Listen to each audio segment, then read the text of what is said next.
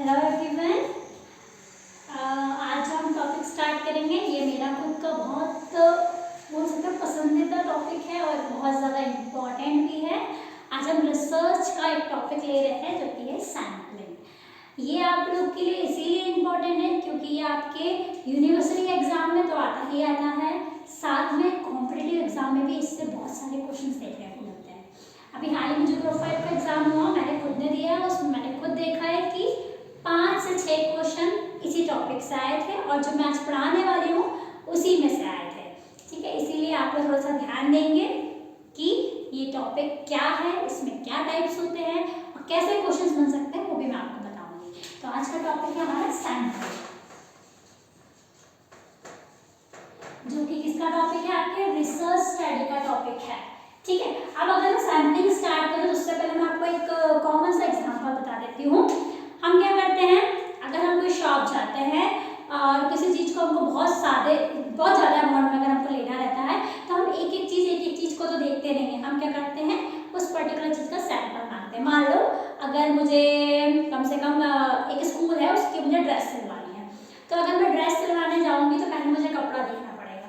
तो मैं क्या हर एक पर्टिकुलर ड्रेस को छू के उसका कपड़ा देखूंगी नहीं, मैं क्या बोलूँगी भैया जिस स्थान से ये बना है उस स्थान को मुझे छोटा सा सैंपल दिखा दो। ठीक है, यही हम लोग वर्ड यूज करते हैं, सैंपल दिखा दो। या फिर एक एग्जांपल दो, अगर मैं क्या करती हूँ गेहूँ लेने जाती हूँ या चावल लेने जाती हूँ तो हम क्या करते हैं उस पर्टिकुलर बोरी जहाँ पर वो रखा रहता है एक एक दाने को नहीं देखते, हम क्या करते हैं कुछ चीज़ों को हमारे हाथ में उठाते हैं, थोड़ा बहुत गेहूँ को देख के उसको हम लोग देखते हैं कि वो कैसा क्वालिटी है। यही टेक्निक होती है सैम्पलिंग की। ठीक है, हम उसको जब पढ़ते हैं तो इस तरह से लिखते हैं कि क्या है sampling. It is a process of selecting a representative from an entire population. ठीक है, अगर आप डेफिनेशन पढ़ो तो क्या लिखोगे, sampling it is a process of selecting a representative from an entire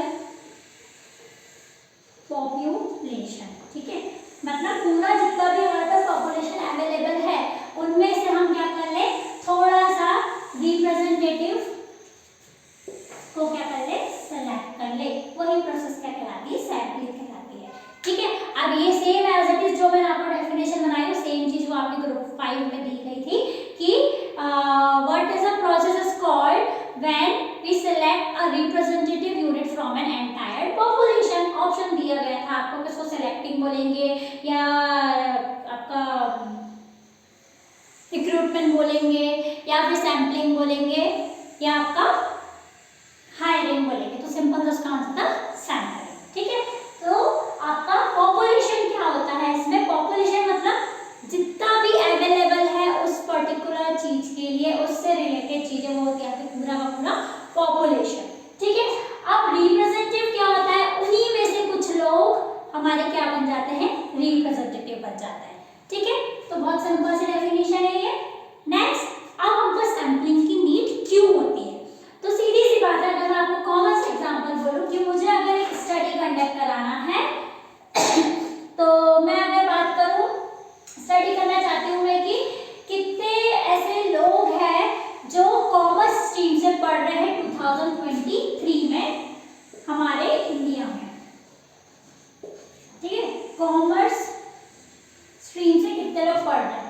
ठीक, तो अगर मुझे ये देखना है तो अगर मान के चले एक अप्रॉक्स आइडिया ले चले इंडिया में हमारे कुछ नहीं तो आपके अराउंड 1 लाख प्लस तो कॉलेजेस होंगे। ठीक है, फिर उसके बाद उसमें बच्चे हर एक कॉलेज में कुछ नहीं तो अगर एक स्ट्रीम कॉमर्स की सिर्फ बात करूँ मैं तो फर्स्ट ईयर में अराउंड एक कॉलेज में 60 बच्चे होंगे, फिर 2 साल में दूसरे साल में देखोगे तो वहाँ 60, ऐसे करते करते मान लो कुछ आपके प्लस 1 लाख से ज़्यादा या 10 लाख से ज़्यादा बच्चे हो जाएंगे। तो बहुत डिफिकल्ट है, आप हर एक बच्चों पे स्टडी करो। तो आप क्या करोगे, वहाँ से आप कुछ कॉलेज को सिलेक्ट करोगे, उनमें से भी कुछ बच्चों को सिलेक्ट करोगे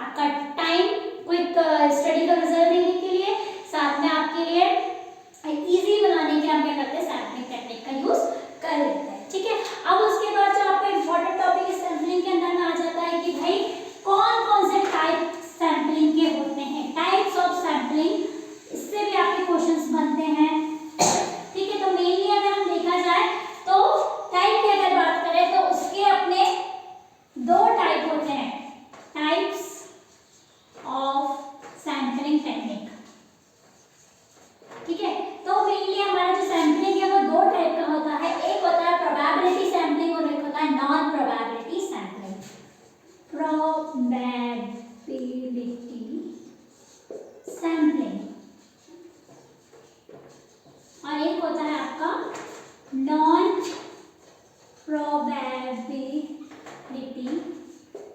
सैंपलिंग। ठीक है, प्रोबेबिलिटी सैंपलिंग और नॉन प्रोबेबिलिटी सैंपलिंग के बीच में क्या डिफरेंसेस है कि प्रोबेबिलिटी सैंपलिंग का मतलब होता है इसमें हर एक इंडिविजुअल के पास इक्वली अपॉर्चुनिटी होती है, इक्वली चांस होता है कि वो हमारा क्या बन सके, रिप्रेजेंटेटिव बन सके या हमारा सैंपल बन सके। बस नॉन प्रोबेबिलिटी सैंपलिंग में ये चीज नहीं होती है। ठीक है, यहाँ पर क्या है, हर एक इंडिविजुअल के पास चांस है कि वो सिलेक्ट हो सकता है एज अ सैंपल। ठीक है, इसमें क्या होता है, every single individual has an equal chance of getting selected as a study sample। ठीक है, हर एक इंडिविजुअल के पास ये एबिलिटी मतलब ये चांस होता है कि वो क्या हो सकता है, सेलेक्ट हो सकता है हमारे किसमें, स्टडी में। बट ये वाली जो इक्वल चांस वाला जो कैरेक्टरिस्टिक है वो यहाँ पर अवेलेबल नहीं होता है। नॉन प्रोबेबिलिटी में there is no equally chance given to each and every member to get selected in a study. ठीक है, फिर उसके बाद इनके अंदर में आप पांच सब टाइप आ जाते हैं। वो सब टाइप क्या होते हैं देखेंगे आप। तो आज हम लोग का मेन फोकस रहेगा प्रोबेबिलिटी सैंपलिंग के ऊपर कि प्रोबेबिलिटी सैंपलिंग के अंदर में क्या क्या टाइप आते हैं। प्रोबेबिलिटी सैंपलिंग के अंदर में अगर आप बात करो तो कौन कौन से आते हैं, तो पहला आता है आपका simple random sampling, simple random sampling. Second आता है इसमें स्ट्रैटिफाइड रैंडम सैंपलिंग। पहले ये दो को देख लेते हैं। ठीक है, इन दोनों में क्या होता है, सिंपल रैंडम सैंपलिंग अगर हमको करना है तो उसके लिए हमारा जो पूरा पॉपुलेशन होना चाहिए वो कैसा होना चाहिए, होमोजीनियस। कैसा होना चाहिए इसके लिए, होमोजीनियस। होमो मतलब सेम, मतलब सब लोग सेम कैरेक्टरिस्टिक के होने चाहिए, तब हम यूज कर सकते हैं simple random sampling.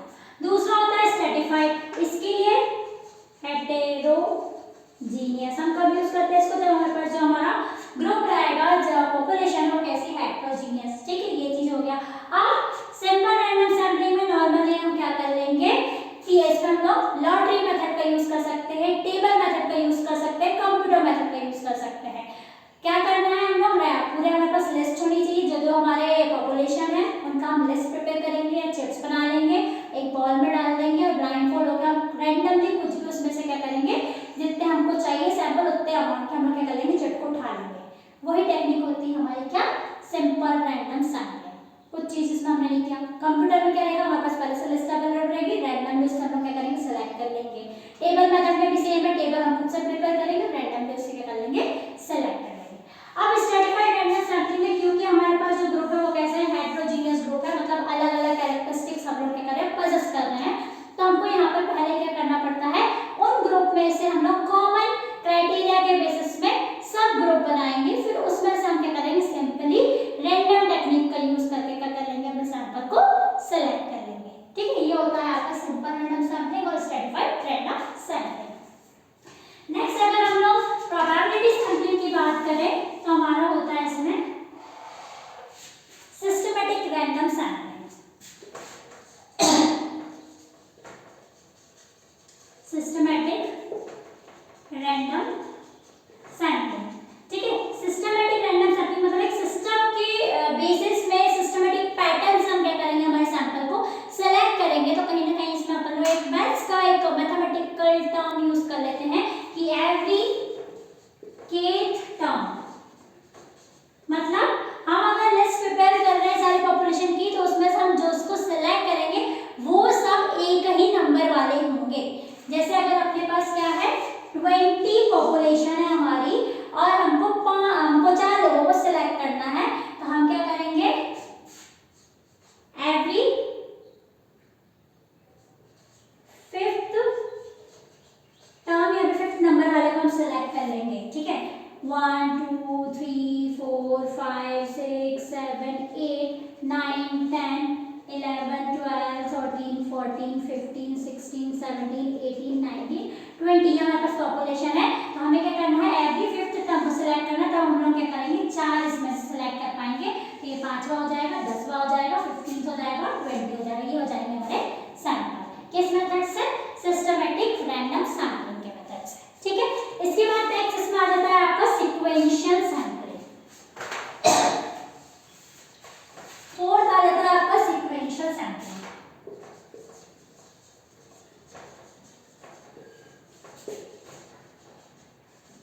Sequential sampling में क्या होता है, इसमें हमारा जो हम क्या करेंगे, सेलेक्ट करते जाएंगे हमारे सैंपल को, बट उसकी हमारी लिमिट नहीं रहेगी कि हम कितने कितने सेलेक्ट कर रहे हैं। जब तक हमको एक अच्छा सा गैप ना मिल जाए दो के बीच में, तब तक हम इस चीज को कंटिन्यू करते रहते हैं। वो होता है सीक्वेंशियल की सीक्वेंस पैटर्न, एक के बाद हम उसमें एडप्ट करते जाएंगे।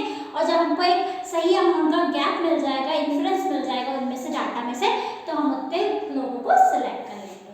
देन आपका फिफ्थ जो आता है वो होता है क्लस्टर, या फिर उसी को बोलते हैं मल्टी स्टेज सैंपलिंग। क्लस्टर या फिर इसी को बोलते हैं मल्टी स्टेज सैंपलिंग, ठीक है। इसमें क्या होता है, क्लस्टर और मल्टी स्टेज सैंपलिंग में, इसमें हम क्या करते हैं, पहले क्लस्टर बनाते हैं, ठीक है। इसको कब करते हैं, जब हमारे पास बहुत ज्यादा पॉपुलेशन है तो हम उसमें ग्रुप बनाएंगे छोटे छोटे से, फिर उन ग्रुप में से हम क्या करेंगे, रैंडमली हमारे सैंपल्स को सिलेक्ट करते जाएंगे, ठीक है।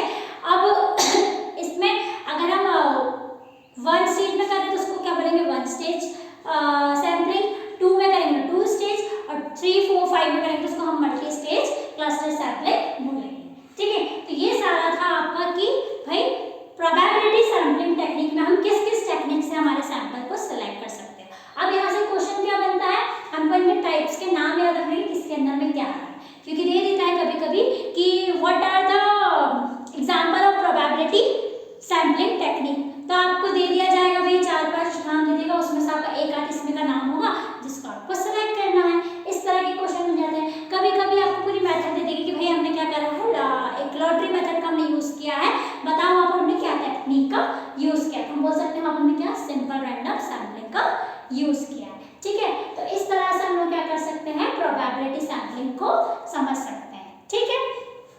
फिर नेक्स्ट होता है आपका नॉन प्रोबेबिलिटी सैंपलिंग। उसके अंदर में अगर हम देखते हैं तो हम पढ़ते हैं पर्पस सैंपलिंग पढ़ेंगे, हम अपने कन्वीनिएंट सैंपलिंग पढ़ेंगे, उसमें कोटा सैंपलिंग पढ़ेंगे, स्नोबॉल सैंपलिंग पढ़ेंगे, कॉन्सेक्यूटिव सैंपलिंग पढ़ेंगे, जिसको हम डिस्कस करेंगे डिटेल में नेक्स्ट वीडियो लेक्चर में। आपको अगर इस टॉपिक से रिलेटेड कुछ भी डाउट है तो आप मुझे कमेंट कर सकते हो, और नेक्स्ट वीडियो के लिए आपको सब्सक्राइब करना है चैनल, और लाइक करना है, शेयर करना है। So thank you.